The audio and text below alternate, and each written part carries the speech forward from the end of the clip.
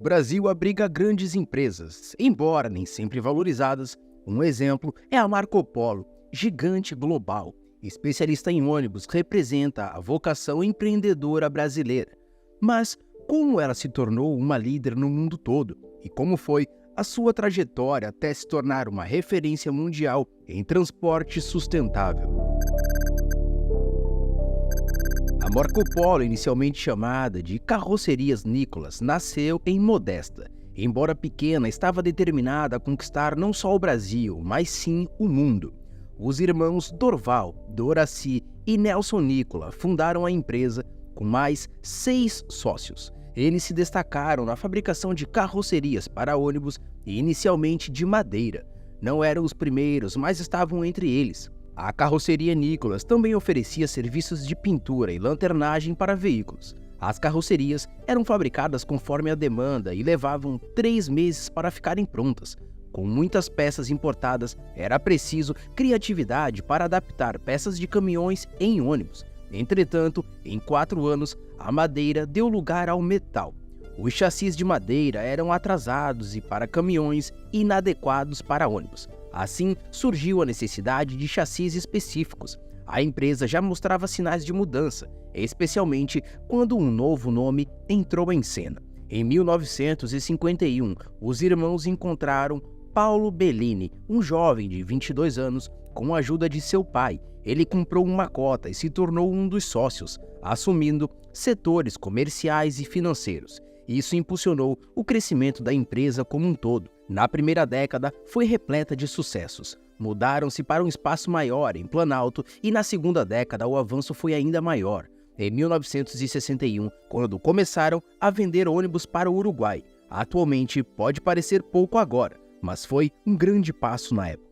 E foi na década de 60 que surgiu o modelo de ônibus Marco Polo, uma homenagem ao explorador veneziano. Será que isso indicava a ambição global das carrocerias Nicolas?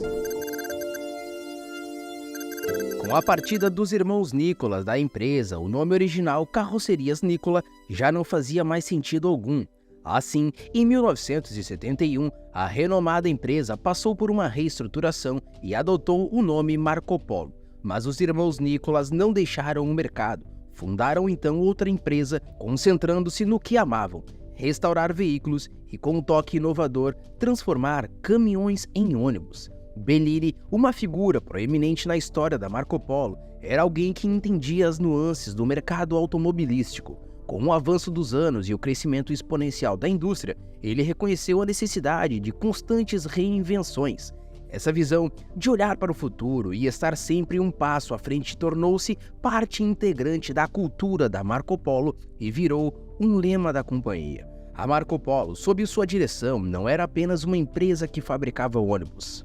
Era um símbolo de inovação, dominava o segmento de mercado e em que atuava e estava decidida a manter essa posição para o resto da vida. Para alcançar isso, Bellini introduziu um sistema de produção que se concentrava não apenas na qualidade dos ônibus, mas também na valorização dos funcionários da empresa. Era uma estratégia dual: produção de alta qualidade impulsionada por uma força de trabalho muito motivada. Todo colaborador, seja um operário ou um gerente, sentia-se parte vital dessa empresa. Tal abordagem progressiva levantou uma questão meio retórica. Quem poderia imaginar que uma combinação de liderança visionária e valorização dos funcionários poderia ser a fórmula do sucesso? Marco Polo respondeu isso na prática. A empresa também foi pioneira em perceber necessidades específicas do mercado. Ela introduziu o Scholar Bus, projetado exclusivamente para transporte escolar. Ele não era apenas outro ônibus, era um produto de segurança. Características como estrutura reforçada, barras de proteção e sinalização especial eram inéditas e mostravam um comprometimento da empresa. Os anos 80 marcaram um período significativo. Acompanhando a crescente demanda e reconhecendo a expansão do mercado, a Marco Polo deu um passo ousado em 1980 e abriu seu capital na Bolsa de Valores. Esse movimento permitiu que mais pessoas investissem e acreditassem na visão da empresa. No entanto, o Brasil já estava se tornando pequeno para a ambição global da Marco Polo. A internacionalização era o próximo passo. Embora tenha começado em Caxias do Sul, a empresa logo estabeleceu sua marca em mais de 100 países. E, enquanto exportar era impressionante, Bellini sabia que a verdadeira conquista seria estabelecer operações globais. Assim, a empresa começou a abrir fábrica em diversos países, de Portugal até mesmo na Rússia. Paulo Bellini também percebeu a necessidade de capacitação. Em 1990, foi fundada a Escola Profissional Marco Polo. Mais do que apenas formar, tinha o objetivo de preparar profissionais para o mercado e, idealmente, para se juntarem às fileiras de produção da própria empresa Marco Polo. O século XXI trouxe novas oportunidades e, com elas, parcerias. A associação com a Mercedes-Benz no México foi um grande marco. E para coroar os seus sucessos, em 1999, a empresa celebrou a produção do seu ônibus de número 100.000. Os produtos da Marco Polo são reflexos de sua visão. Cada ônibus é adaptado à realidade de sua região de operação, tornando-se uma solução de mobilidade verdadeiramente global. Um exemplo perfeito foi o lançamento do modelo Geração 6 nos anos 2000. Ele definiu a posição da Marco Polo no cenário mundial, combinando design e funcionalidade. Tornou-se tão popular que, em 2009, suas vendas internacionais representavam quase metade da receita da empresa. A Marco Polo é mais do que uma simples fabricante de ônibus. Ela é uma manifestação de espírito inovador e da perspectiva global que define alguma das empresas mais bem-sucedidas do mundo. Ao examinarmos toda sua trajetória, nós podemos ver um compromisso constante com a inovação e uma capacidade de adaptar-se às mudanças do mercado de todo o mundo. Então, o que a Marco Polo tem feito nos últimos tempos? E quais são os seus planos para um futuro próximo e também a longo prazo?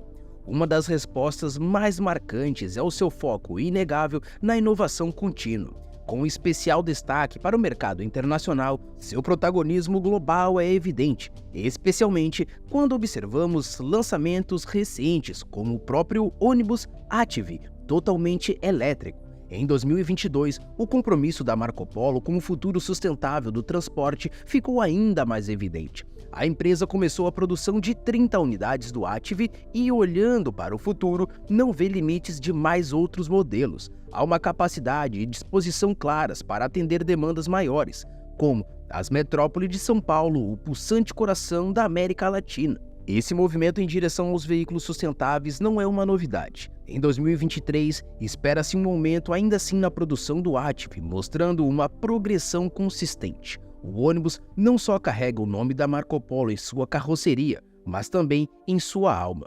Mais de 60% de seus componentes são de origem nacional, demonstrando a confiança da empresa nos talentos e recursos brasileiros. Mas há mais na história da sustentabilidade da Marco Polo.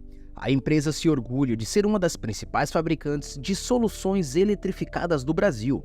Em 2022, produziram várias unidades de ônibus elétricos para a Bahia. E essa jornada sustentável não começou ontem, nem muito menos 2, 3, 5 anos atrás. Em 2015, firmou-se uma parceria com o governo de São Paulo para a fabricação de ônibus movidos a hidrogênio, uma solução verde para o transporte público da capital. Um aspecto essencial do foco da Marco Polo em 2022 foi realçar a importância do transporte público sustentável, mas a visão vai muito além. A empresa almeja um casamento entre o avanço do transporte ecológico e o crescimento tecnológico do Brasil.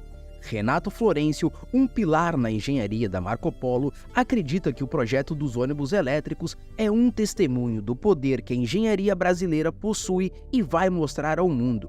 A empresa não hesita em adotar métodos modernos, usando ferramentas de simulação virtual, garantindo eficiência, qualidade e, o óbvio, confiabilidade. A Marco Polo também entende o valor das parcerias, a colaboração, por exemplo, com a BYD, uma líder em veículos elétricos no mundo todo, é uma prova disso. Juntas, criaram ônibus que hoje circulam pelas ruas de Salvador, unindo tecnologia de ponta e uma engenharia muito superior. A história da Marco Polo é repleta de conquistas. Desde sua modesta origem lá em Caxias do Sul, a empresa tem marcado presença no mundo todo. Seus ônibus viajaram desde as ruas de Meca, o coração espiritual do Islã, até os corredores mágicos da Disney nos Estados Unidos. Não podemos esquecer das Olimpíadas ou dos líderes mundiais e presidentes brasileiros que foram transportados por um de seus veículos. Seja enfrentando o frio cortante da Rússia ou o calor astronômico do Oriente Médio, os ônibus Marco Polo são símbolo de resistência e qualidade. Cada veículo é projetado para superar as expectativas, atendendo às variadas demandas de seus clientes globais. Além disso, a inclusão é uma prioridade, com recursos como os pisos baixos e elevadores, garantindo uma acessibilidade a todos. A trajetória da Marco Polo, desde a sua inicial nas carrocerias Nikola até o dia de hoje,